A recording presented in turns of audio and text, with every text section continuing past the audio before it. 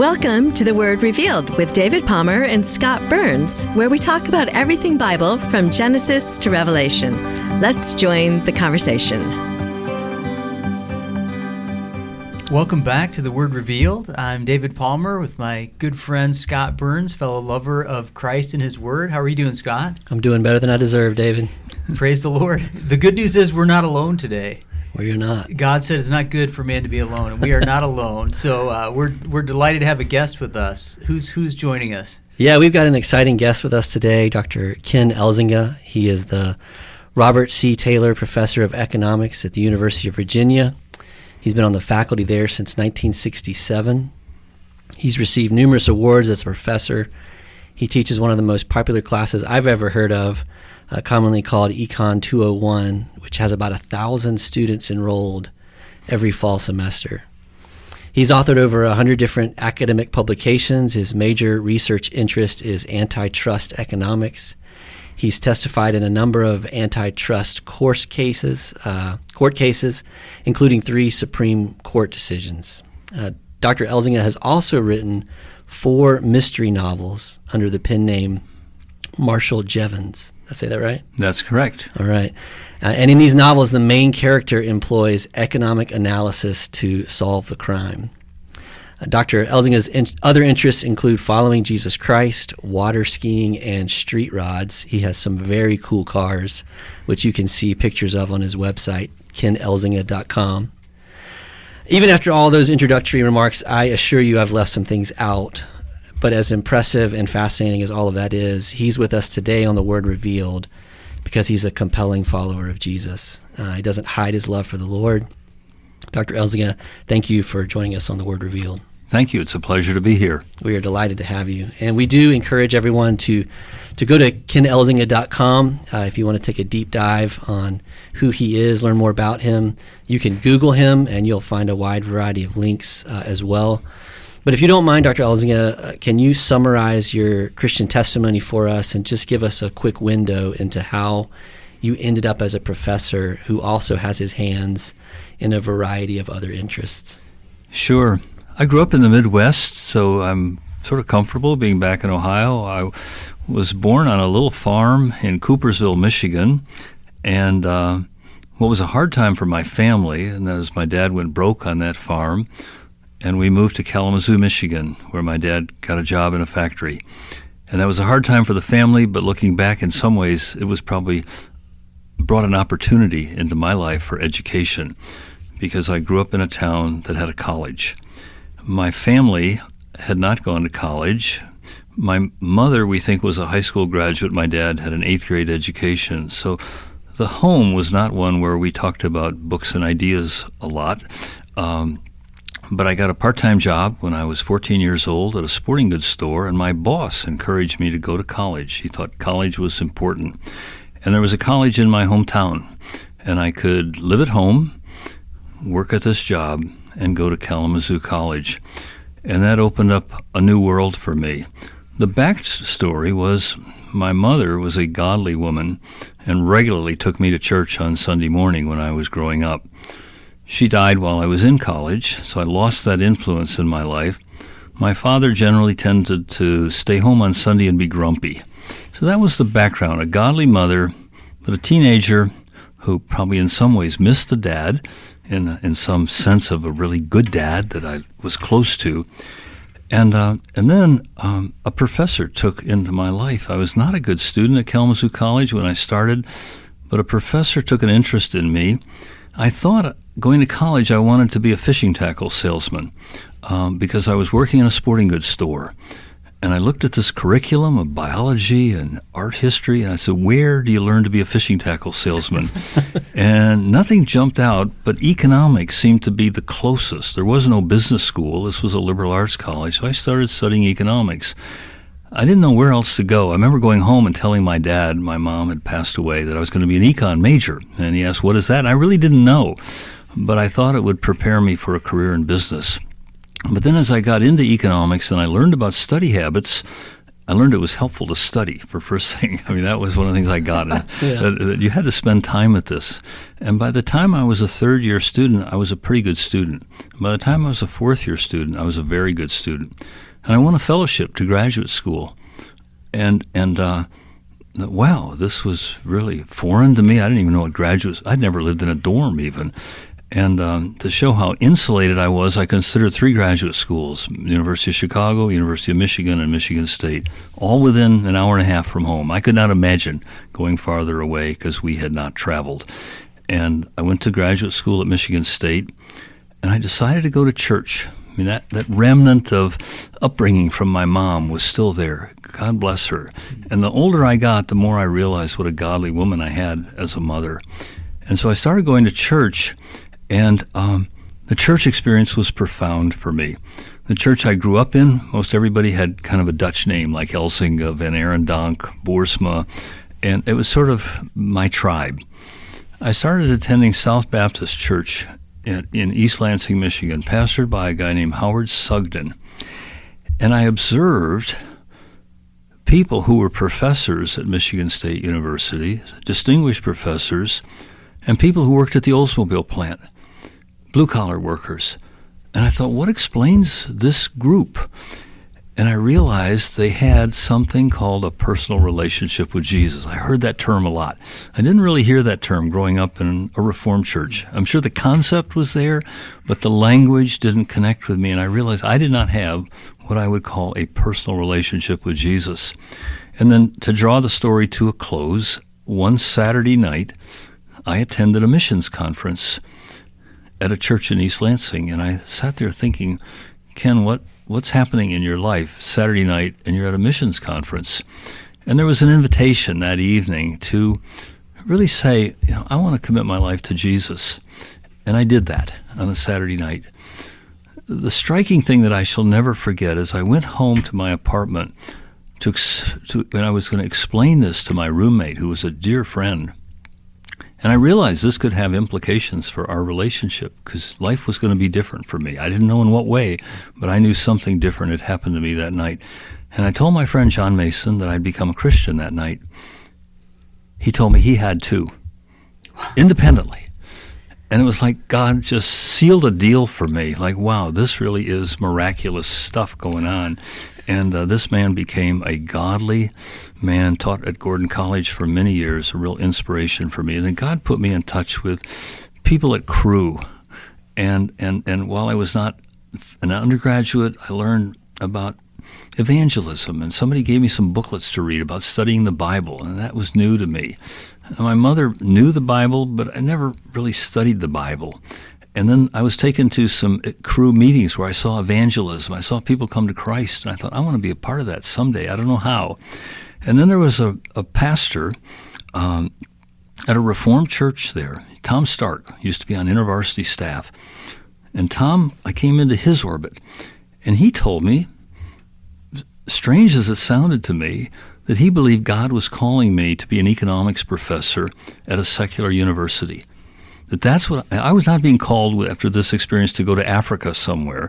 I was being called to be an econ professor. That was my calling. And I began to process that and began to believe that, yes, God was going to put me somewhere different, very different from the kid growing up in Kalamazoo, that I was going to be a professor. And that's what I have now been.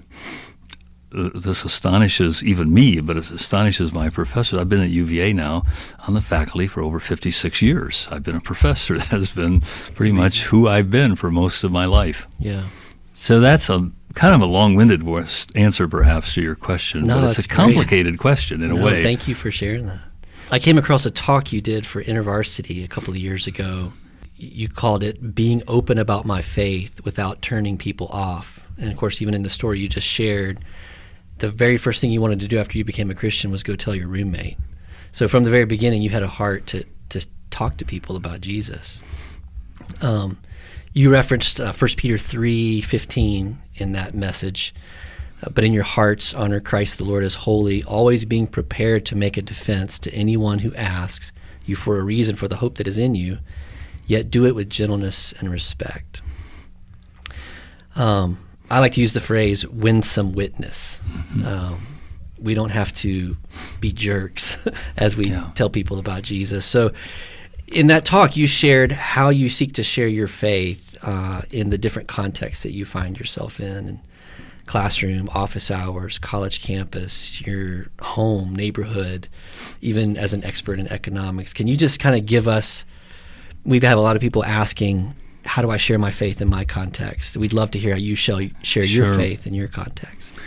Yeah, that verse of being ready to give a defense of the hope that is within you, that's really important. That's kind of the academic side, that I'm not trained in theology. I don't have a seminary degree, but I believe most people who are followers of Jesus should be able to articulate the basics of their faith. So that was important to me, to be able to give a defense of the hope. You don't have to be J.P. Moreland, you don't have to be an expert in apologetics, but you should be able to explain that. But then Peter goes on to say, how do you do it? Well, you do it with gentleness and reverence. And I interpret that to mean, winsome is a word you use. A word I like is irenic. But also reverence. What does that mean? You're respectful to the person you're talking to. You don't look down upon them because they don't know Jesus. You don't believe that you're in some sense superior to them because you know Jesus and they don't, because there was a time when maybe you didn't.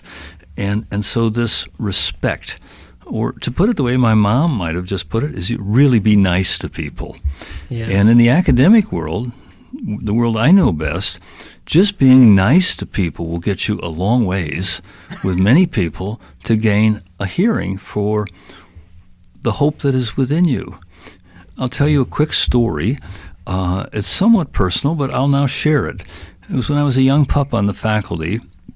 I learned that my chairman, not a believer, in fact, was considered to have a reputation of being very hostile to the Christian faith. I learned that his son had a serious drug problem. And I was fairly young when I joined the faculty, and I went to him and I told him that I was just sorry that his son had this problem, and was there anything I could do? I'm not a drug counselor, I'm not a doctor, but was there anything I could do? I learned later that in a department of about 30 people, many of whom had been his colleagues for years, I was the only one that told him I was sorry about his son's drug addiction. And his, whatever hostility he had about the Christian faith sort of melted at that point. He became a supporter of mine. Not that he was an advocate for my Christian faith, but he was a supporter of me in the department for my research and my teaching. And just that act of Christian kindness, which is nothing very dramatic, but it's just not all that common in academic world in many places. Yeah. So you start to gain an audience by being nice, treating people with respect. The different arenas that I have as a professor, well, I'm at a public university started by Thomas Jefferson. So I'm at an institution where the DNA is very much separation of church and state.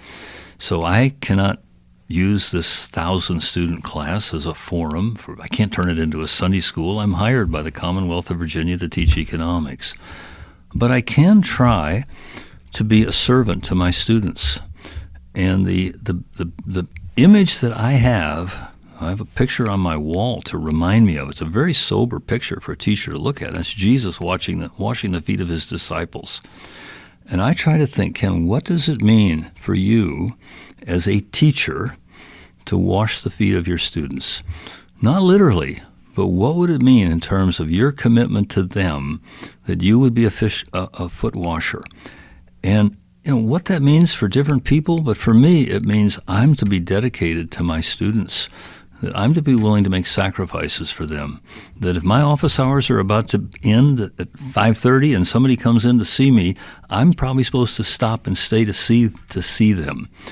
And so while I can't preach the gospel in my class, I do tell my students eventually that I'm a believer. I make that clear. Most of them know that anyway because they see posters that I'm speaking at InterVarsity or Crew or NAVS or Chi Alpha. I'm sort of an itinerant preacher around grounds. But in my office hours, there I have a certain liberty that I don't have in the classroom.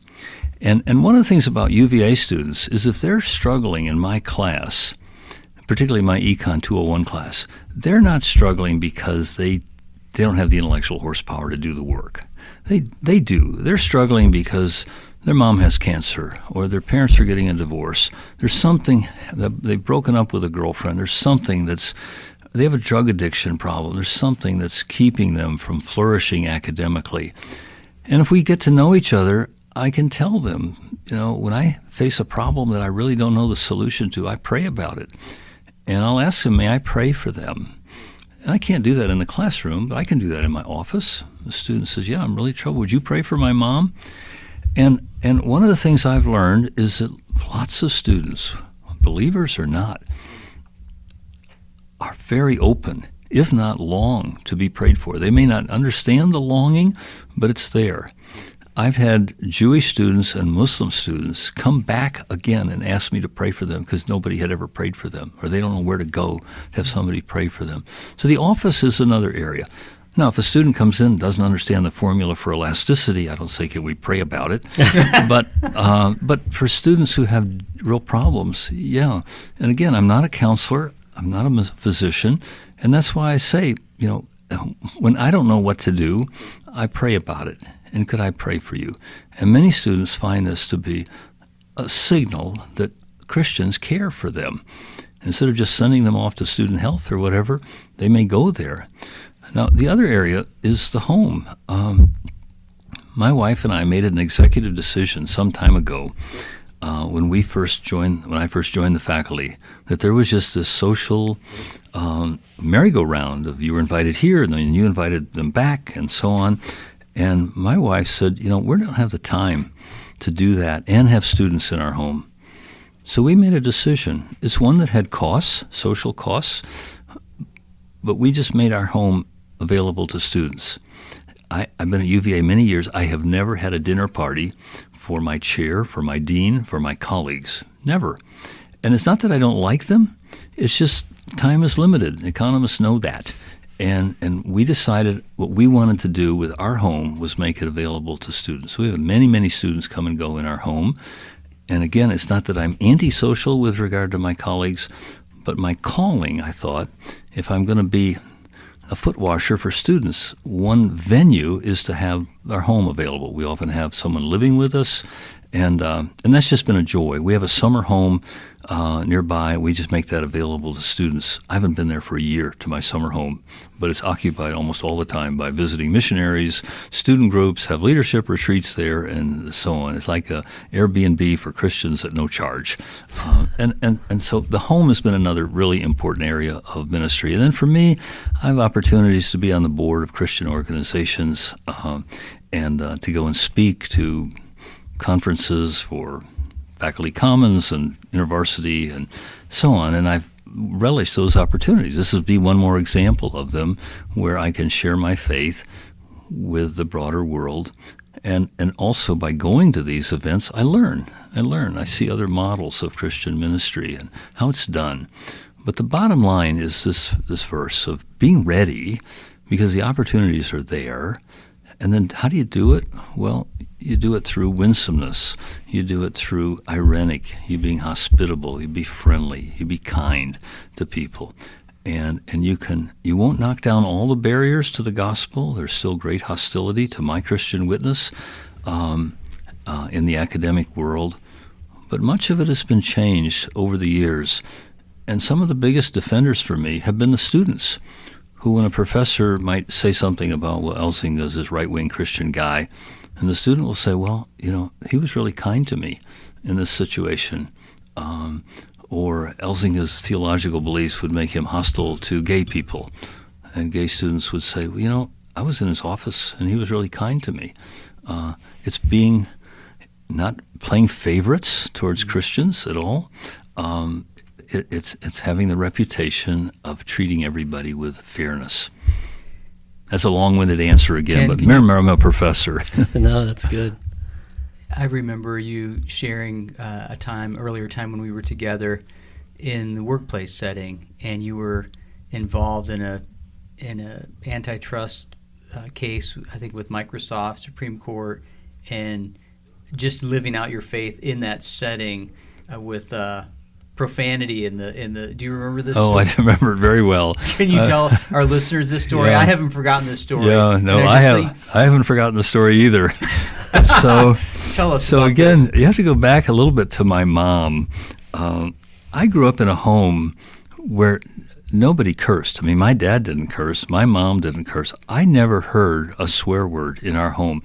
I still remember the first time I heard somebody swear. It was Harry Kurtz in the playground of Millwood Junior High School. And he swore, and I tell you, if the ground had swallowed him up, I would not have been surprised, because it was just, you just didn't do that in our home. We knew that. You didn't even have to be taught that. So, and then as I became a believer, the name of Jesus becomes very precious to me. And as I got out into the real world, I discovered people who, when they were upset about something, would say, Jesus Christ, can't you get that right? Or, Jesus Christ, what's wrong with you? Now, the other swear word that's been around is God damn it. And I knew that was really wrong. But then I began to encounter people who would take the name of my Savior in vain, to use it as a curse word. And, I look upon this, if I try to think about it in the heavenlies, it's like this is like some great victory for Satan. I mean, the founder of my university, Thomas Jefferson, nobody hits their thumb with a hammer and says, Thomas Jefferson. But they say Jesus Christ. Yeah. And I find that really distracting as well as wrong. So I was in a meeting one time and involving a very prominent law firm and a very prominent antitrust case, and things were not going well. Not with me, but with the younger attorneys. And the senior attorney there started cursing, taking Jesus' name in vain. And he did it 3 or 4 times. And I found it very distracting. Not so much, I found it immoral. And I wondered, what am I doing in this setting? What do I do? What do I do? Do I just listen? Do I speak out? And I finally decided to speak out after the 3rd or 4th time where Jesus' name was taken in vain. And I told the attorney, I said, Don, when you say that, it's as though I said, your mother's a whore. And that's what I told him. It all just came out of my lips. And I said, if I did that every now and then, it would be very distracting to you in your work, wouldn't it? If I just said, John, I think your mother's a whore. And he said, yeah. I said, well, that's what happens when you say Jesus Christ as a curse word. It's a very special word to me. Well, he did what any person would do, backed off. Oh, I'm Ken, I'm really sorry. It just comes out, blah, blah, blah, and can't help myself, and I'm sorry that offended you. I didn't mean to offend you, blah, blah, blah. Later that day, when we had a meeting, some of the younger attorneys thanked me because they were the brunt of that. But what I learned later is that this guy never did it again. And people told me that his statement, he couldn't help it, is just not true. He's a brilliant guy, and he's paid to be good with words. But this was the way he expressed himself. And I tried as gently as I could. Now, maybe that was the wrong strategy, but at least it seemed to work. And it ended his cursing, I'm told. But I also felt, at least in some way, I defended the name of the Son of God, that this is a precious name. This, after all, we're told, is the name at which everybody's going to bow someday, and it shouldn't be taken as a curse word. Now, would I recommend other people do that? Would I recommend the young attorney in the group to do that? Maybe not. But I had the flexibility, I had the authority, the seniority, and I didn't need the job either. I mean, I don't. There's no particular consulting job that I have to put bread on the table. At any rate, that's kind of it doesn't happen every day, but that was a story of trying to defend the sacredness of the name and to try and help the world understand that for believers, this name is really important. It's not a curse word. It's a title of adoration for us and worship, fulfillment, salvation, grace. Thank you for defending that name. And still in a gentle way. Yeah. I'm glad you mentioned the first curse word you heard at Millwood Junior High School, because I don't know, Scott, if you know this, that's where I went to junior high school. Oh, really? So that's delightful to hear that. Yeah. You mentioned a few minutes ago that the academic environment can be hostile to the Christian faith, and you kind of alluded to it a little bit. Have you ever been slandered or reviled for your faith? Have you ever had an interaction like what you described, and it there was some backlash to your response. Yes, some of it you don't know about. You guess, that this happens. One episode I do know about that I'll share. You'll either find it humorous or you'll find it bizarre. But there's a faculty club at UVA, like there is at most universities. And I'm a member, but I don't go to coffee and tea.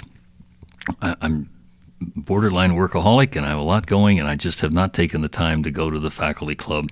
But there's a group of people who go regularly, and they go for coffee in the morning, and they go for tea in the afternoon, and that's fine. It's part of the Jeffersonian grounds, and one of my best friends on the faculty regularly went. He loved to go and talk with other professors for an hour, half hour, take a break in the middle of the day. And he came back one day, and he told me that I was the topic of discussion at the Colonnade Club, which is the faculty club. And I wasn't happy to hear that. I don't like to be the topic of discussion. But he said, you were the topic of discussion. I said, in what way? And he said, it was whether you were insane or not. And so I said, well, I don't understand. What would that mean? And he said, well, somebody raised the hypothetical that what if you thought that it was a little green monkey that was on your shoulder, and you believed it was there. Nobody else could see it, but you believed it was there, and it offered you guidance in life, that you could turn to the little green monkey and say, what should I do about this? Or who should I marry? Or what kind of car should I buy? Or any sort of decision. And the little green monkey gave you answers. And would that be insanity? And apparently the general consensus of the group having coffee together was, yes, that would be insanity. And then somebody said, what about a guy like Ken Elzinga, who believes he can talk to Jesus, that there is a Jesus. We don't see him. He doesn't see him, but he can talk to him, and Jesus responds and answers. Would that be insanity? And at least as my friend reported it to me, the general consensus was that, yes, this was a type of insanity, but it didn't warrant being institutionalized in any way. So I don't know whether you put that in the revile thing. I've never known quite what to do with that, because latent in that is not only a misunderstanding of the Christian faith, but to compare Jesus to a little green monkey is pretty offensive in some ways. Yeah. In some ways it's humorous. And in some ways it's just professors debating hypotheticals. So I'm not deeply offended by it, but it did get my attention that at the faculty club, the openness of my Christian witness was, number one, unusual, and number two, it was bizarre, potentially. And now we're in an environment where it's considered by many people to be immoral, evil, to be a follower of Jesus. I think if there's been a shift, and I'm speaking with the broadest of brushes here, the view of the Christian faith to many in the academy has shifted in a very profound way from where Christianity is intellectually in error. The gospel story has no real historicity to it. It's a fabrication or misunderstanding of who Jesus was. And that's been, I would say, the traditional attack on the Christian faith. But now it's something quite different in many circles, that the Christian faith is evil. It is a form of oppression. It's a form of colonization. It's a form of patrimony. It's evil with regard to marginalized people, which, of course, is a tremendous lie. The Christian faith has been so vital to the lives of so many marginalized people, of raising them up and giving them hope. But nonetheless, that's a really interesting and, to me, kind of sobering shift and it affects what we do as the church. It affects what you guys do in communicating the gospel. It's one thing to communicate the gospel to people who think it's not true. It's another thing to communicate the gospel to people who think it's immoral. Or harmful. Or harmful, right. Yeah. Mm-hmm. Ken, we've got a lot more to talk about. So we want to explore those questions in a continued conversation. I want to say thank you to everyone joining us on The Word Revealed. We're going to carry this conversation forward into a next episode with Dr. Ken Elzinga. Thank you to everyone who has joined us on The Word Revealed and our regular listeners. Please feel free to share this podcast with others in your spheres of influence, and join us on the next episode as we continue the conversation with Dr. Ken Elzinga. Thanks for joining us. Thank you for joining Dr. David Palmer, Senior Pastor at Kenwood Baptist Church in Cincinnati, and Scott Burns, Associate Pastor. Meet us here next time for another conversation on the Bible.